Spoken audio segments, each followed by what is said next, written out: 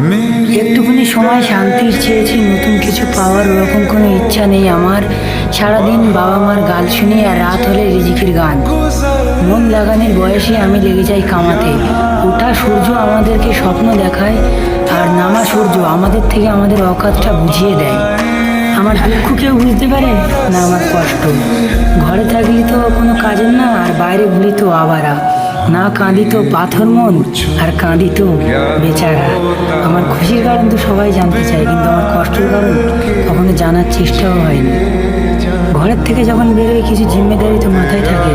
বেটা কিছু খেয়েছো কি খাওনি, এটা তো কেবল শুধু মাই বলে।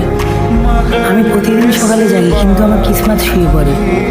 জীবনে যদি দুঃখ কম থাকে তো আমাদের ভালোবাসা হয়ে যায় বড়। ভালোবেসে যেই ভালোবাসার অপেক্ষা করি, অবশেষে সেও মন ভেঙে চলে যায়। যাকে কিনা একদিন মায়ের মতন ভালোবেসেছিলাম। ছোটবেলায় খেলনা ভেঙে গেলে কাঁদতাম, আর আজ মন ভেঙে গেলেও আহ বলেও চিৎকার করি না। মনের ব্যথা ভরে না, ফের একটা ব্যথা আসে। আমাদের বেরোজগারের একটা টাইম আছে। খালি পকেটে তো শুধু কয়টা কয়েনই কনকনে। বাড়ির লোকের কথা একটু কম হয়ে যায়, তাই পাড়ার লোকেও বলে জীবনের কর্মচারী আমি, আমাদের কাজের তালাশ থাকে। আমাদের জীবন এমন যেন কবরে লাশ রাখা আছে।